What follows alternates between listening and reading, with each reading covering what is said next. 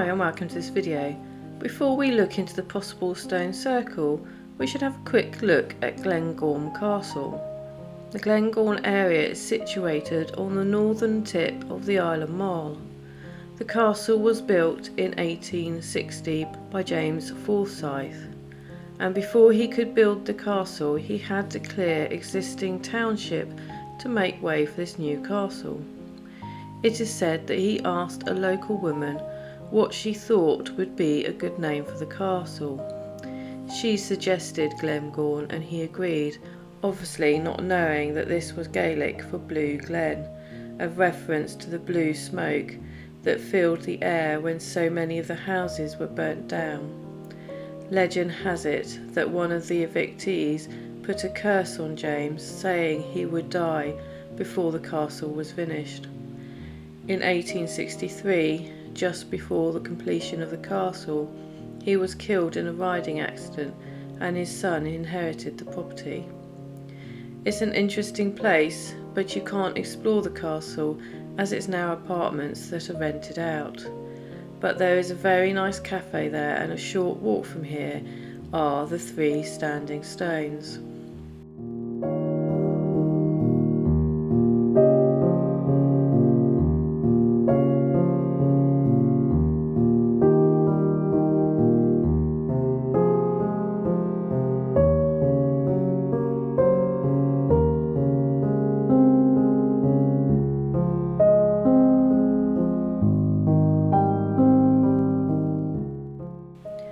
These stones are part of Scotland's rich prehistoric landscape, for there is more to the area.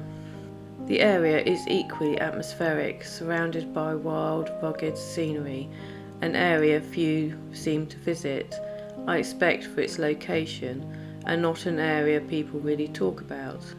The standing stones themselves are arranged in a roughly circular formation, though some are slightly out of alignment.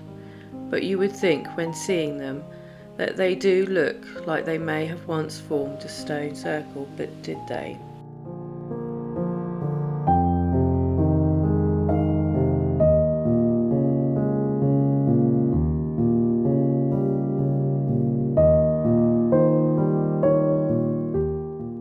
In the early 1880s it was recorded that only one of the stones was standing, and it seems that the other 2 stones had been re-erected by 1942. We know this from the Cranmore website, which is part of the Historic Environment of Scotland. They note that an emergency survey of archaeological sites in military training areas was undertaken by the Royal Commission on the Ancient and Historic Monuments of Scotland. In June 1942 and November 1943, field work was undertaken, and at that time all 3 stones were standing at that point. The stones surrounded by a modern enclosed bank and the packing stones visible around the standing stones are of recent date. It is also reported in 1882 that there was a large heap of stones nearby, which is now no longer visible, which has led to some people believing it may have been a burial cairn.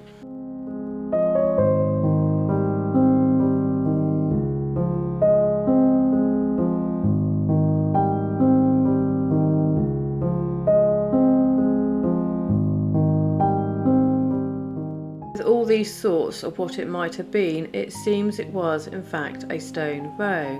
During excavations, it does appear that one of the stones was re-erected near its original position, but the southernmost stone was dragged northeast and was wedged upright in a cleft in the bedrock.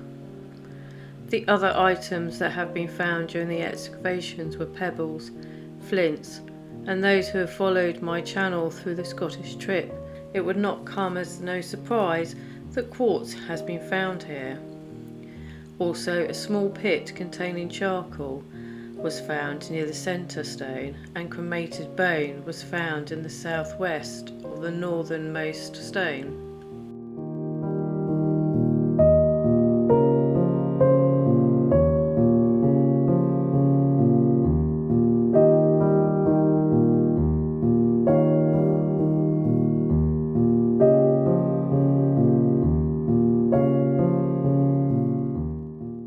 Stone rows in Scotland is not a rare thing. On the Isle of Mull there are at least 8 short stone rows. I will put a link in the description to a website which visits Mull and Iona, which talks about some of the stone rows on the island. Like most of the monuments, the dates are roughly and functions are unclear, but here it seems that archaeologists think that they were built around 3,000 years ago to follow the path of the moon throughout the year. Could this then be some kind of calendar marking the days between the lunar cycles? Then the quartz crystals on the floors on a clear night and a full moon would light the area from the moon, reflecting off the quartz, brightening the area. Now that this is an idea about these stone rows being placed in the moon movement and the quartz, to me, when I think of the quartz in these places and how they would have reflected the moonlight, seems to make sense. Quartz has a unique ability to catch and reflect light in a way that's almost magical, creating a sparkly, otherworldly effect. This natural balance can transform even the most ordinary surroundings into something extraordinary. The light interacts with the quartz, refracting and scattering in different directions, adds a sense of mystery and beauty to the environment, making it feel alive and vibrant. Not just here, but all those other circles we have come across where quartz has been found. When I imagine these places, it's easy to see how quartz could play a role, creating an atmosphere that's both captivating and serene. How magical it must have been. If this was the case, this area alone must have been amazing to see, and you would surely have some kind of celebration or worship. Just take a few minutes as we walk around these stones and just imagine what they would have looked like, how magical that would have been. Not just back then when this was built, but even now, to see something like this. Not sure words would be able to explain how I would feel.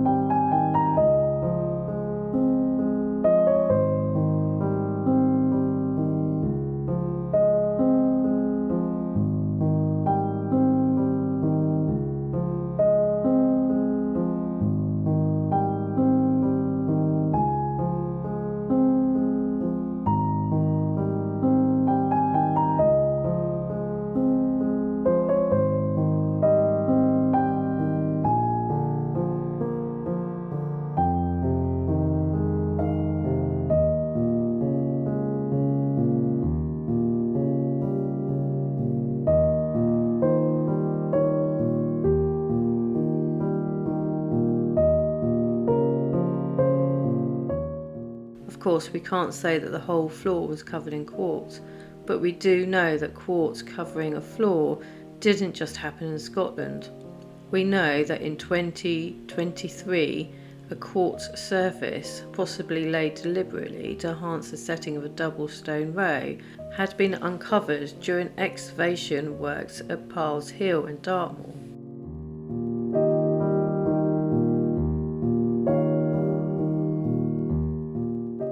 We did not have time to walk around the full area, but it does look like a truly beautiful place to walk and explore. There are a number of forts and of course stunning landscape.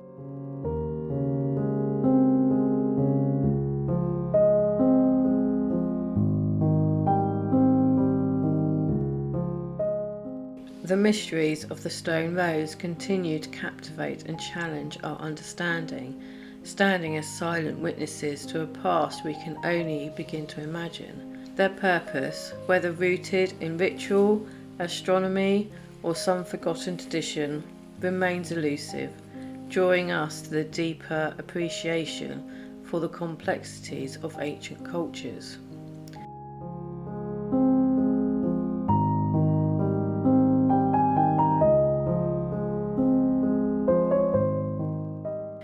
As we uncover more about these formations, we are reminded that history is not just a record of what we know, but also what we have yet to discover. In the enduring mystery of stone rows, The past continues to whisper its secrets, inviting us to listen and learn.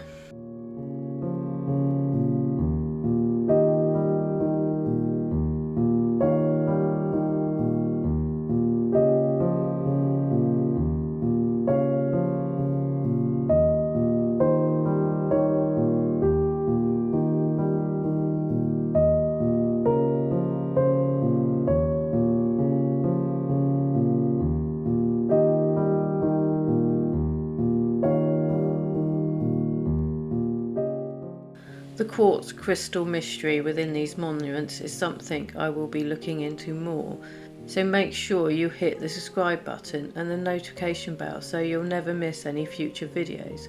Also hit that like button and leave a comment. I'd love to hear your thoughts or concerned about this beautiful stone ray. Thank you so much for watching and supporting my channel. I truly appreciate every single one of you. Whether you're a viewer, subscriber, patron or channel member, your continued encouragement and generosity means the world to me and allows me to keep creating content we are all passionate about. I cannot do this without you, and I am grateful to have such an amazing community. Thank you for being part of this journey. And until the next time, stay safe.